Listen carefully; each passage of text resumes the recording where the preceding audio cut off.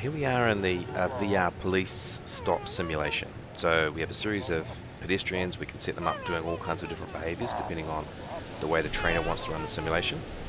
And what we do here is we can walk over to the car we've stopped. We currently have prompts on, so that's instructions for the officer on what to do, or the cadet on what to do. But of course that can be turned on or off as required. So the interesting thing is that the goal is kind of to see how they respond to different situations. So what you can do is you can trigger other behaviors from other people in the scene, for example, the passenger. Just do what the officer says. And now we can proceed with our script. So this actually has voice recognition running, so when the cadet or the officer is trying to follow the process, it will recognize the phrases or the positions of their hand or the position of their body and trigger the appropriate behavior. So my next task is to ask, please put your hands on the steering wheel. And the character will do that. And I now have a sort of a series of steps that I'll need to follow, but I'm just going to step off the script a little bit, so let's put the prompts back on. So I'm supposed to be asking for their license, but let's ask them what their hurry is and see how they react. I don't have time for this shit. And effectively, I've just given them a chance to, to go off the wall. So that's a would be poorly considered. I really need to try and drive them down my script, which is, can I see your license? Now the great thing about this is that in VR, when I have my hand tracker, I can literally reach out and take that license off them. And what I can do is trigger that now, but I'd literally be able to pick that up off them. I'd be holding it in my virtual hand, which is pretty cool. So now I need to ask, do you know why I stopped you? I wasn't doing anything wrong. And then I can give him back his license.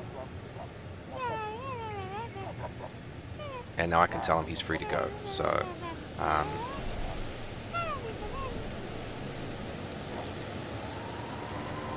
alright, you're free to go, sir.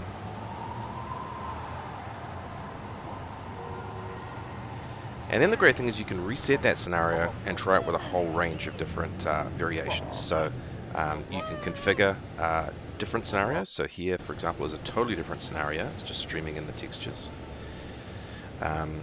This is a handcuff scenario. So we've got this gentleman here. It could be an old lady. You can literally change the character out. It's hard to tell here in 2D, but in 3D, this person's about 6'6", so they're quite intimidating. Particularly when they start to get annoyed in VR. So it's a really, it's an interesting visceral experience.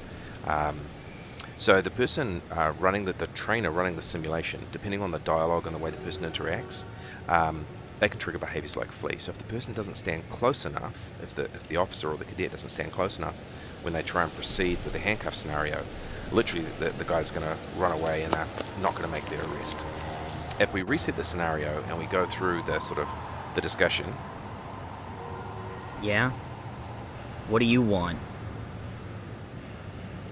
Then we've got a whole series of things that we can trigger, either his behaviors or we can just push forward the scenario. So we're going to tell him, put your hands up. Okay. We're going to ask him to turn around. You can have him get aggressive and start trying to fight you. And those are all things that you then have to react to as an officer or a cadet. And interestingly, some of these you can trigger based on people's, or the officer or the cadet's position relative to the character.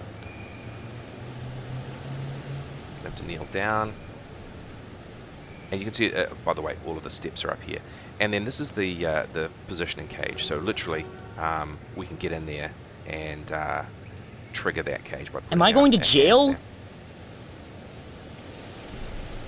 Yeah, I'm going to take away.